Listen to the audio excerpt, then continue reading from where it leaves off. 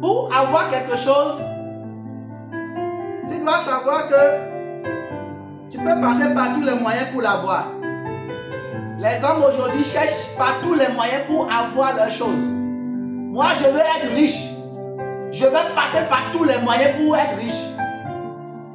Par tous les moyens, tu peux être riche. Mais par tous les moyens ne te garantit pas cette richesse.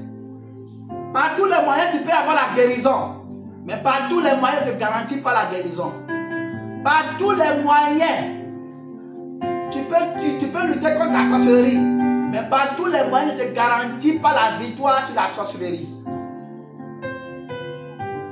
Jésus dit dans le livre de Jean 15, verset 7, si vous demeurez dans ma parole, toute personne qui ne demeure pas dans la parole de Jésus, si vous demeurez en moi c'est Jésus, en moi c'est la parole. Si vous ne restez pas dans la parole et que vous cherchez le moyen, vous passez par tous les moyens pour avoir le résultat, tout en étant enfant de Dieu, vous êtes en train de mentir contre vous-même. Un enfant de Dieu ne cherche pas par tous les moyens. Un enfant de Dieu connaît un seul moyen qui est Jésus-Christ. Mais j'entends les chrétiens dire, je vais faire par tous les moyens pour avoir le résultat. Et comment je dis ça, il faut savoir qu'il veut aller tricher.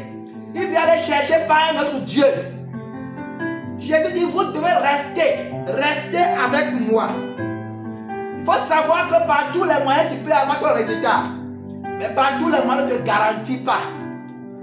Tu auras le résultat, mais cela ne va pas durer. Pourquoi? Parce que tu as pris par un autre moyen pour avoir le résultat.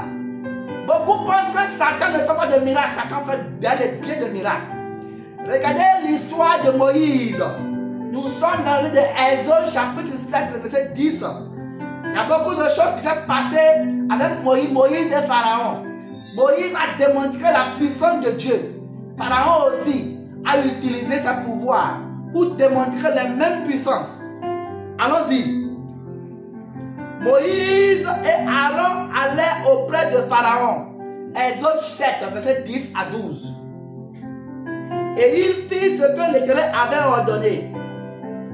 Aaron jeta sa verge devant Pharaon et devant ses serviteurs, et elle devint un serpent. Aaron a pris sa verge. Il voulait effrayer Pharaon. Il voulait montrer à Pharaon que notre Dieu est puissant. Nous servons un puissant Dieu. Il prend sa verge, il jette par terre. La verge se transforme en serpent. Waouh! Et Pharaon a fait comme ça. Ça c'est quoi ça?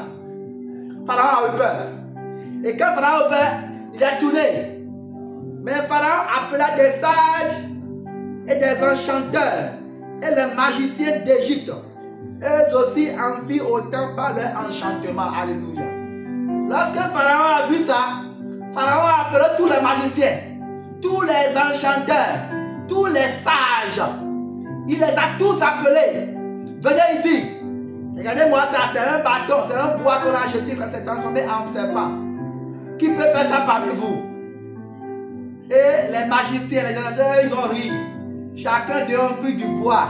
Ils ont jeté et tous, ces bois-là se sont transformés en serpents. Alléluia. Est-ce que tu as vu ce que Satan peut faire? Toi, tu pries pour les paralytiques se lèvent. Tu penses que Satan doit faire ça?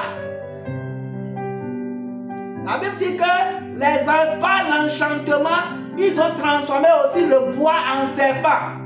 Par l'enchantement, Satan aussi peut guérir les paralytiques.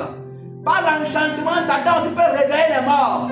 Par l'enchantement, Satan aussi peut donner de l'argent à quelqu'un, la personne sera riche. Par l'enchantement. Mais la Bible nous précise que le bois, le serpent d'Aaron a commencé par manger les serpents de ces enchanteurs-là. Voilà la puissance. Voilà ce que Satan ne peut pas faire. Ils étaient debout. Et l'autre serpent a mangé tous les autres serpents. Et Aaron attrape la queue, ça devient du bois. Voilà ce que Satan ne peut pas faire. C'est pourquoi je dis que tout ce qui vient du monde ne dure pas. Tu peux avoir ton résultat, mais c'est pour un temps. Cela ne peut jamais durer. Et ceux qui pensent que Satan n'accomplit pas de miracle, Satan a accompli du vrai miracle. Le bois qui s'est transformé en serpent, est-ce que c'est du faux serpent? Les chrétiens aujourd'hui insultent les gens aujourd'hui pour dire que c'est du faux miracle. C'est du faux miracle, il n'y a pas de faux miracle. Miracle, c'est miracle. Mais sauf que ce miracle ne durera point. Pourquoi? Parce que cela ne vient pas de Dieu. C'est Dieu qui décide le temps du miracle.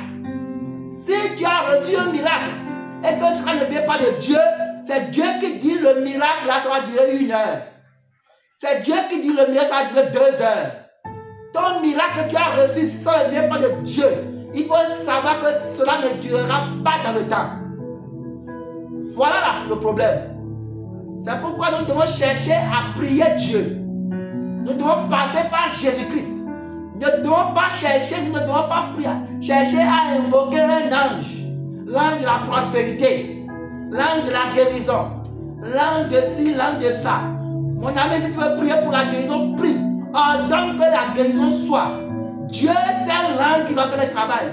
Il va envoyer l'ange faire son travail. Toi, tu n'as pas besoin de l'invoquer. Dans ma vidéo qui va suivre, je vais prier un peu avec toi. Nous allons voir. Nous allons invoquer Dieu. Nous allons prier un peu pour voir si Dieu ne répond pas à la prière. Et après la prière, tu vas tester la prière. Tu vas mettre le temps pour voir quel est le temps que cette prière va durer. C'est l'éternité. Si c'est une guérison, tu auras la guérison maintenant jusqu'à l'éternité. Si c'est le mariage, tu auras de maintenant jusqu'à l'éternité. Tout ce que tu auras à travers Jésus, à travers Dieu, tu auras sur cette terre et après la mort. Shalom chez toi. Amen.